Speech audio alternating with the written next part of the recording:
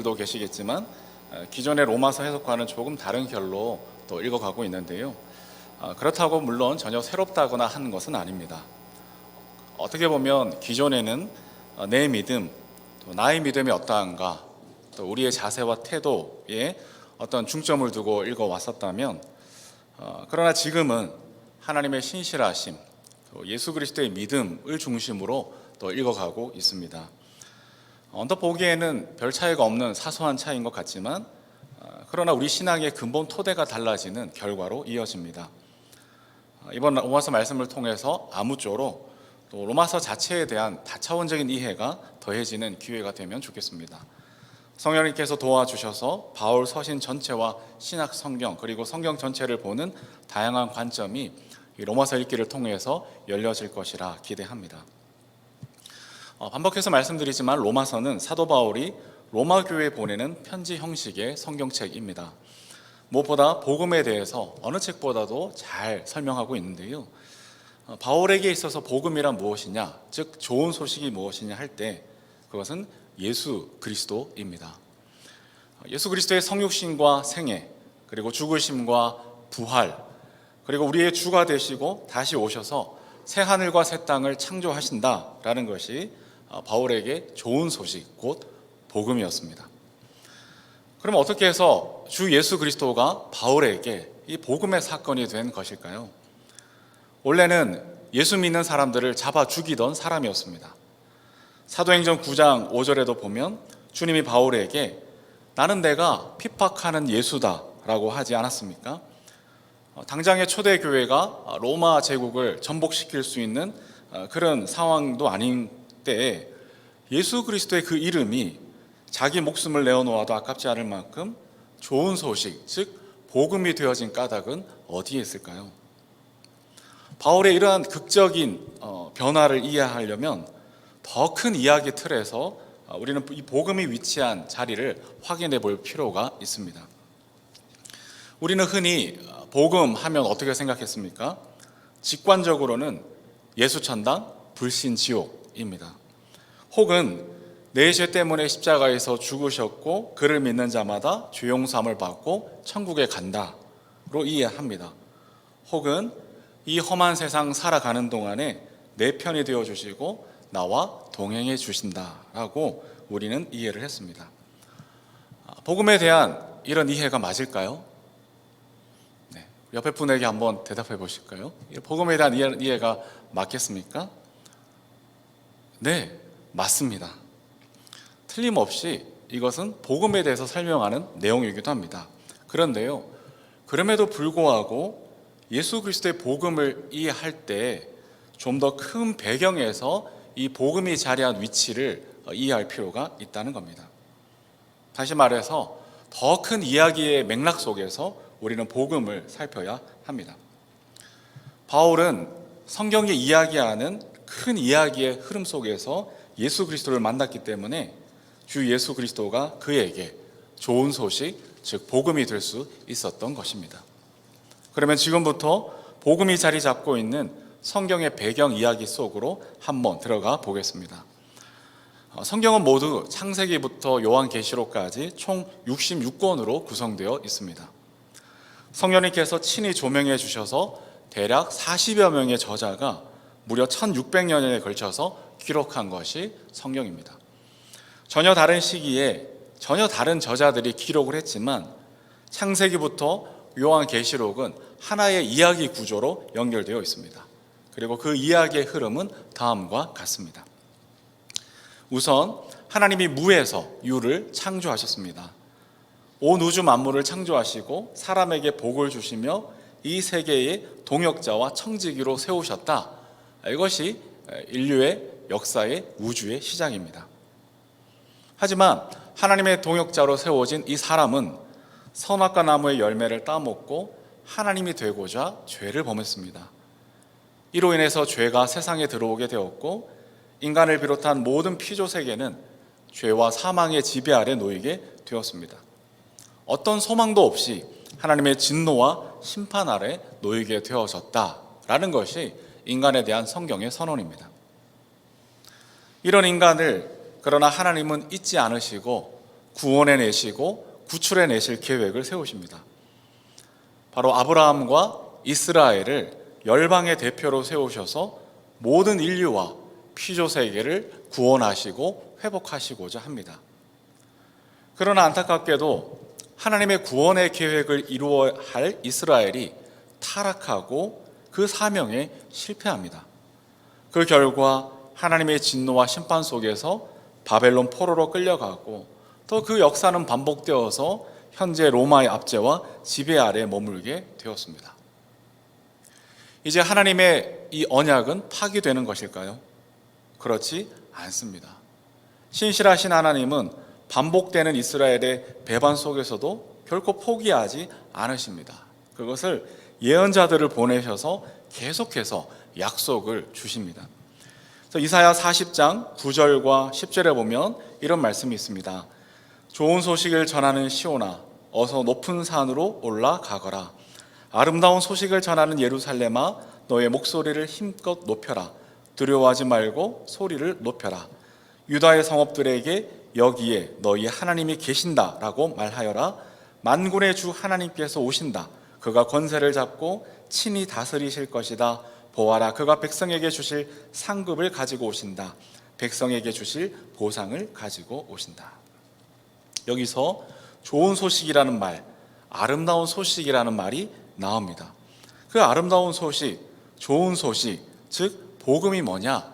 그 복음이 뭐냐라고 했더니 10절에 보니까 만군의 주 하나님께서 오신다. 그가 권세를 잡고 친히 다스리실 것이다. 하나님께서 돌아오신다. 하나님께서 오셔서 구원하신다.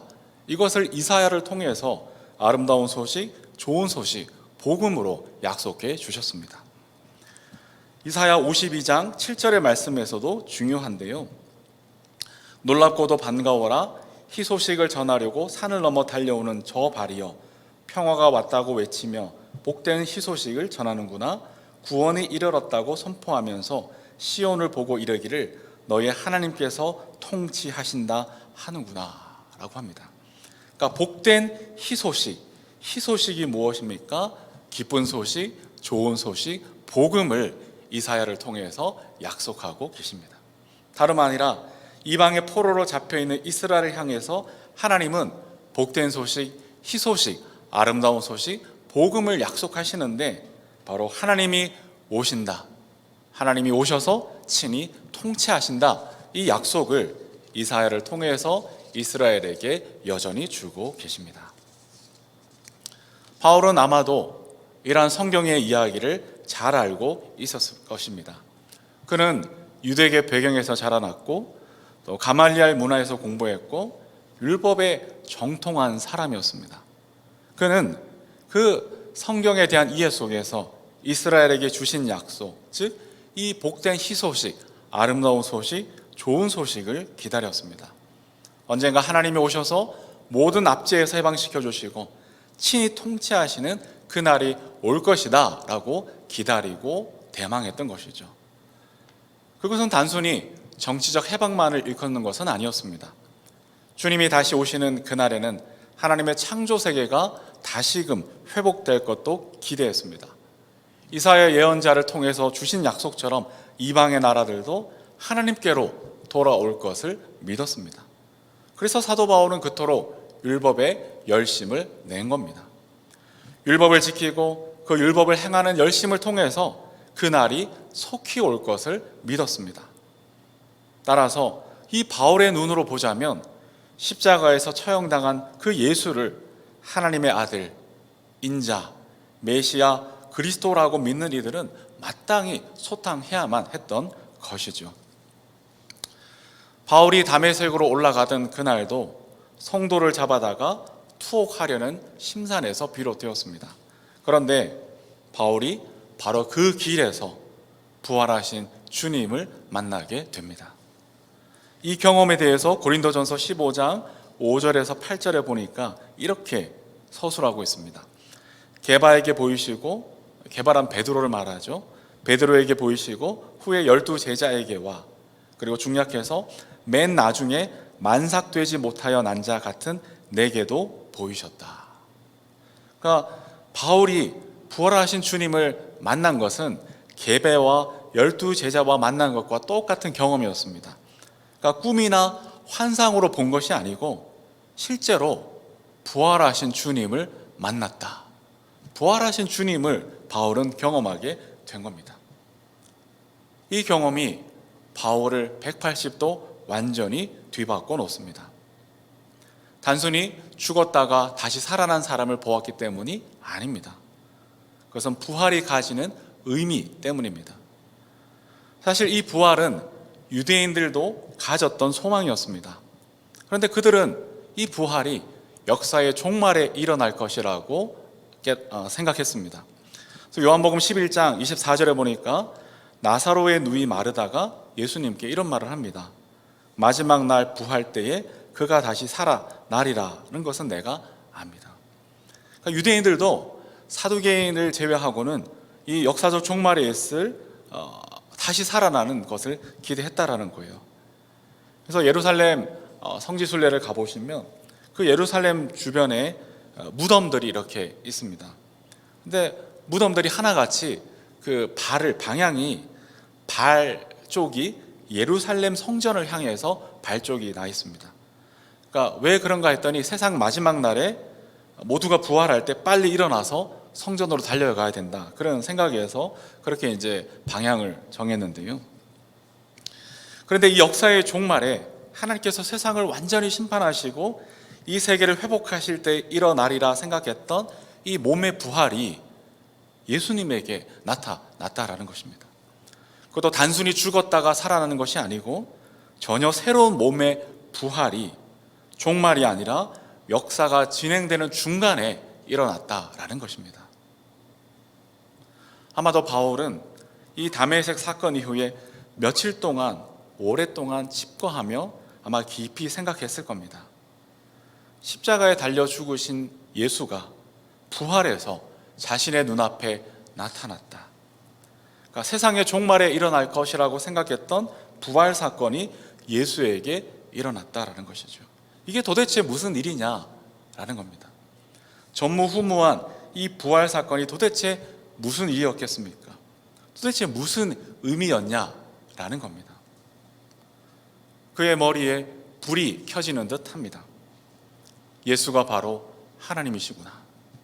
만군의 주 하나님이 돌아오셔서 통치하신다라는 이 이사야의 예언이 역사적 종말이 아니라 지금 여기 예수 안에서 일어났구나라는 것을 깨닫게 된 것입니다. 역사적 종말에 일어나리라 기대했던 그 부활이 예수에게 일어났다면 이 부활하신 예수는 바로 이스라엘이 기다리고 고대하던 하나님의 귀환이구나. 예수의 부활 속에서 종말이 시작되었다라는 사실을 알아차리게 되었다라는 것이죠. C.S. 루이스는 이런 말을 했습니다. 나는 태양이 떠오른 것을 믿듯 기독교를 믿는다. 태양이 떠오르는 것을 믿듯이 기독교를 믿는다. 그것을 볼 수 있기 때문이 아니라 그것을 통해 다른 모든 것을 볼 수 있기 때문이다. 놀라운 통찰이라고 생각합니다. 그러니까 태양이 떠오를 때 우리가 비록 태양을 직접 볼 수는 없지만 그 태양이 떠오를 때 다른 모든 것을 볼 수 있는 것처럼 바울은 예수님의 부활하심을 통해서 모든 것들이 이해가 되고 제자리를 찾아가기 시작했던 것이죠. 만군의 주 하나님이 예수 안에서 지금 여기에 오셔서 통치하시는 하나님의 나라가 시작되었다라는 것을 알아차리게 되었습니다. 이처럼 예수 그리스도의 부활을 통해서 만군의 주 하나님이 오셔서 친히 통치하신다는 약속의 성취를 보았기에 예수 그리스도는 바울에게 복음이 될 수가 있었습니다.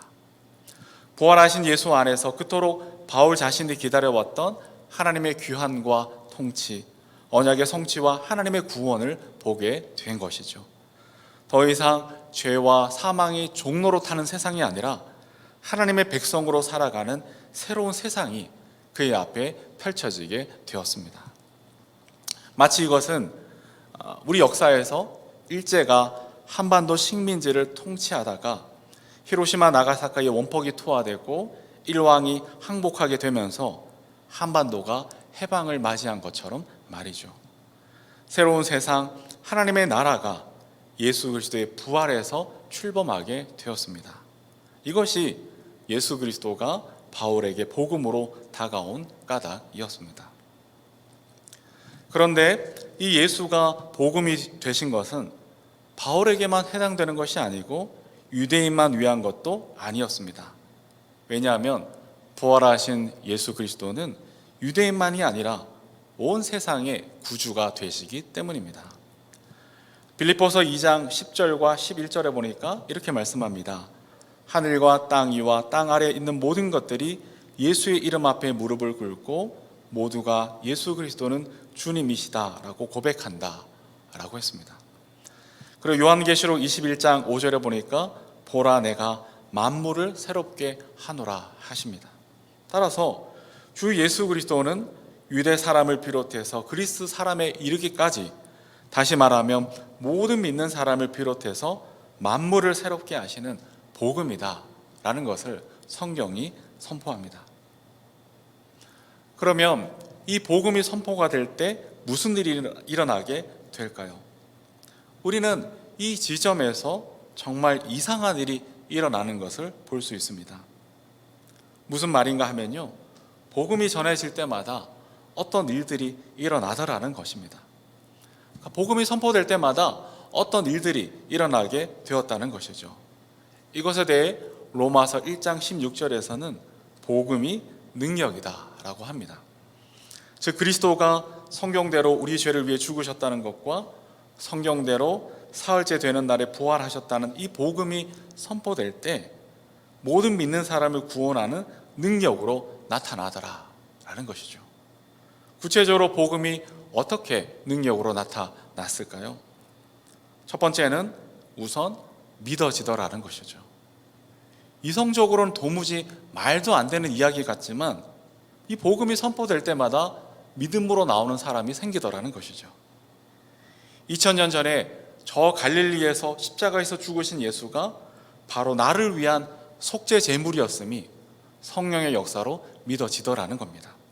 주님의 십자가 사건으로 내 죄가 용서받고 하나님의 관계가 회복되어 하나님의 자녀된 권세를 받았다는 이 사실이 놀랍게도 믿어지게 되더라는 것이죠.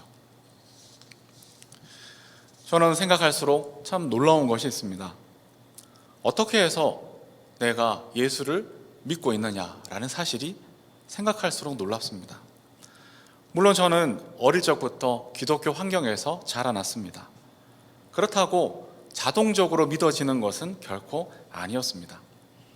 기독교 문화에 익숙해지는 것과 예수 그리스도를 인격적으로 나의 주, 나의 하나님으로 고백하는 것은 전혀 다른 일이라는 것을 우리는 압니다. 남은 속여도 나 자신은 알고 있지 않겠습니까? 어떻게 해서 부모님이 믿고 고백한 그 예수 그리스도를 나도 믿게 되고 하나님의 구원을 붙들게 되었는가? 이것은 정말 생각할수록 신비이고 하나님의 선물이고 하나님의 은혜임에 틀림이 없습니다. 복음이 내 안에서 역사하셔서 내게 믿음을 발생시켜 주신 결과라는 것이죠. 주님이 내게 믿음을 주셔서 지금 내가 믿고 구원을 얻게 된 것입니다. 저는 우리의 자녀들이 일평생 예수 믿음을 간직하고 살아가기를 간절히 소원하고 있습니다. 하나님이 만드신 세상에서 사실 예수 믿음이 아니면 갈 곳이 없습니다. 하나님은 산자와 죽은 자의 땅 모든 곳에서 살아계신 하나님 되시기 때문입니다. 그래서 제일 중요한 게 뭐냐? 예수 믿음이 제일 중요하다는 것이죠. 그러나 어디 제가 강제한다고 해서 강제한다고 돼서 되는 일이겠습니까? 그건 오로지 하나님의 선물이고 하나님의 주권적 역사이고 하나님의 은혜라는 것을 더더욱 생각합니다. 복음이 저들 가운데 역사할 때 우리의 자녀들도 예수 믿음으로 살아가게 될 것이 틀림이 없습니다. 그래서 더더욱 오히려 하나님께 간구하게 되는 것 같습니다. 그리고 내가 할 수 있는 일들을 하려고 노력하는 것 같습니다. 그렇게 해서 되는 것이기 때문이 아니라 오히려 나의 힘과 노력으로 안 되기에 오히려 역설적이게도 하나님께 더더욱 간구하게 되는 것이죠. 그래서 최소한 방해는 하지 말자, 이것이 저의 목표입니다. 하나님의 역사하고 계시는 과정에서 장애물은 되지 말자. 이것이 저의 목표라는 것이죠. 저는 하나님의 신실하심을 신뢰합니다. 하나님께서 택하시고 인도하시는 바야. 우리 모두 비유가 이상하지만 부처님 손바닥 아니겠습니까? 도망가고 싶어도 도망가지 못합니다. 새벽 날개치며 바다 끝에 거해도 거기서도 주께서 인도하실 것이기 때문입니다. 두 번째, 복음이 선포될 때 어떤 일이 능력으로 나타나게 되느냐? 예수 그리스도의 십자가 사건이 오늘 나의 사건으로 믿어질 때 놀랍게도 우리에게 마지막 날에 대한 소망이 생기더라는 것입니다. 마지막 날에는 어떤 일들이 일어날까요? 예수 그리스도가 부활하셨듯이 마지막 날에는 우리도 몸의 부활을 얻게 될 것이라는 소망이 생겨납니다. 또한 요한계시록의 비전대로 십자가에서 결정적으로 패배한 이 악은 완전히 소탕되고 이 세계가 새하늘과 새 땅으로 새롭게 재창조되고 완성될 것임을 기대하게 되는 것이죠. 비유를 해보자면 2차 세계대전 때 일본이 미국에 항복을 했습니다.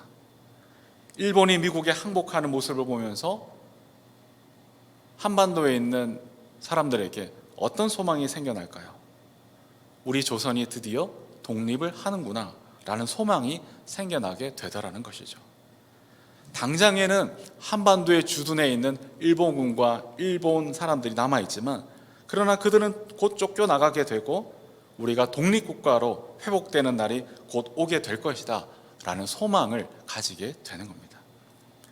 이처럼 예수님의 이 십자가 사건이 나의 사건으로 믿어지면서 그것은 거기에서 끝이 아니고 자연스럽게 마지막 날에 대한 소망이, 궁극적 미래에 대한 기대가 우리 안에 발생하게 되는 것이죠. 이것을 누가 하겠습니까? 바로 복음의 능력이 역사하더라는 것입니다. 마지막으로 복음이 선포되어질 때 현재의 삶이 전혀 새롭게 달라지게 됩니다. 왜 그런가 하면 하나님이 온 세상을 새 하늘과 새 땅으로 완성하시고 그분의 백성을 죽은 사람들 가운데서 다시 일으키실 것이기 때문입니다. 궁극적 미래에 대한 소망을 가졌기에 현재의 모든 것이 달라지게 되는 겁니다. 예를 들어서 일본이 항복을 하고 1945년 8월 15일 우리는 광복절을 맞이했습니다. 근데 대한민국 정부 수립할 때까지 3년의 시간이 걸렸습니다. 1945년 8월 15일 광복절이었고 1948년 8월 15일에 대한민국 정부가 수립이 되었습니다. 그 3년 동안 우리 국민들은 어떻게 살아가야 할까요? 여전히 식민지 백성으로 살아가야 할까요? 그럴 수가 없는 것이죠. 앞으로 정식으로 대한민국 정부가 출범할 때까지 그에 걸맞는 자유시민으로 살아가게 되는 겁니다. 무슨 말인가 하면 2000년 전에 일어난 그 예수 그리스도의 십자가 사건이 우리의 미래에 결정적인 영향을 미치게 되고 그 미래의 소망이 오늘의 현재를 변화시키고 있다는 겁니다. 바로 이것이 복음이 선포될 때 일어나는 일들이고 이것 자체가 복음의 내용이기도 합니다. 어떤 일이 일어났고 그로 인해 어떤 일들이 일어나게 될 것입니다. 그리고 그 중간에 좋은 소식, 즉 복음에 사로잡힌 모든 이들의 현재적 삶 속에 강력하고 신비로운 어떤 일들이 능력으로 계속 역사하고 있다는 것이죠. 그래서 우리가 예수 믿고 하나님 나라에 이르기까지, 완전한 그 완성에 이르기까지 현재적 삶이 변화되어지고 그리스도를 닮아가고 하나님과의 동행하심 속에서 우리에게 주신 소명의 삶을 살아가기 위해 애를 쓰고 노력하게 되는 것이죠. 여기까지 해서 주 예수 그리스도가 우리에게 복음이 되시는 성경의 큰 이야기를 살펴보았습니다. 예수 그리스도가 우리에게 복음이 되신 것은 그것만 따로 떨어져서 진공 상태에서 주어진 것이 결코 아닙니다. 복음은 창세기부터 요한계시록을 관통하는 하나님의 구원이라는 그 이야기 속에서 우리에게 주어진 하나님의 선물입니다.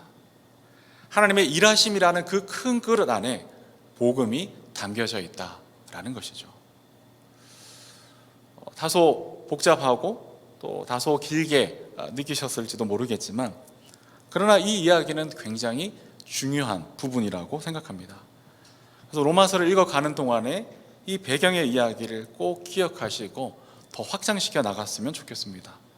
왜냐하면 이것은 우리로 하여금 복음에 대한 이해와 또 우리의 구원의 근본 토대를 튼튼하게 하는 일이기 때문입니다.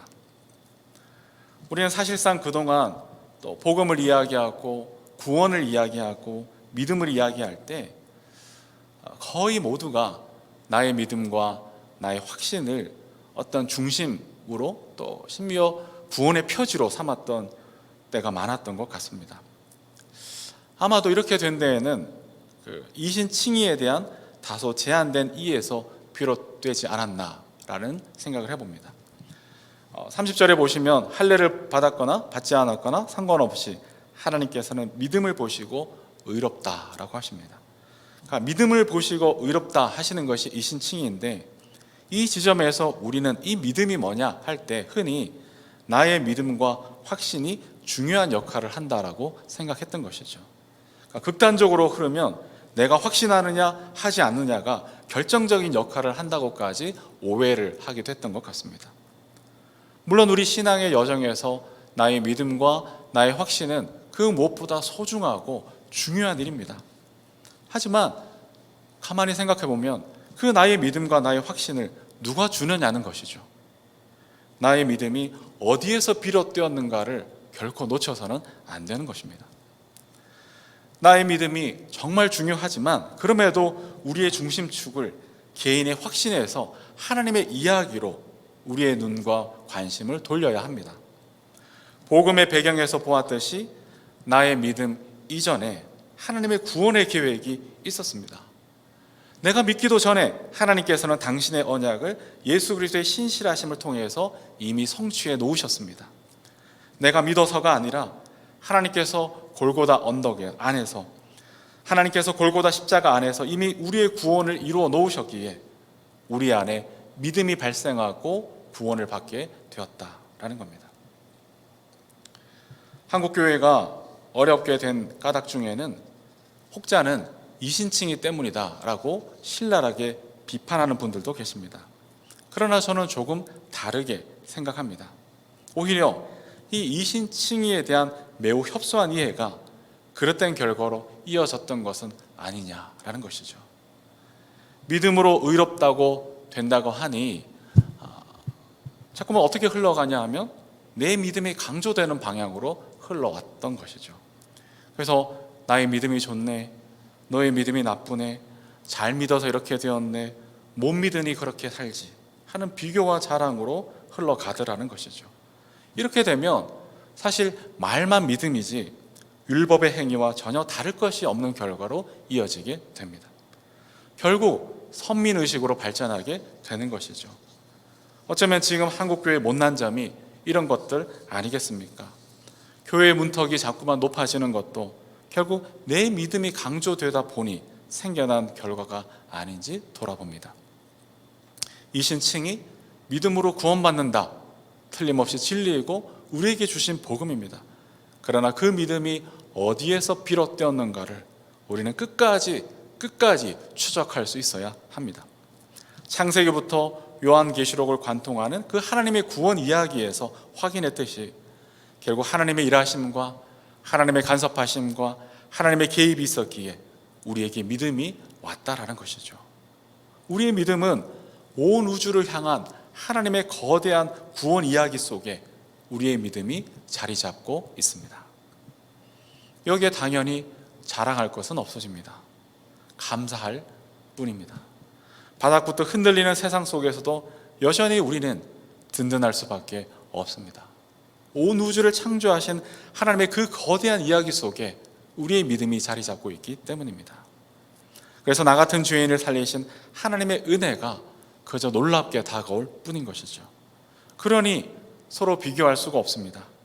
너나 나나 우리 모두 하나님 앞에서는 죄인인데 하나님의 은혜가 우리를 살렸다니 서로를 향해서는 그저 감탄하는 마음과 불쌍히 여기는 마음과 겸손히 대하는 마음만이 남게 되는 것이죠.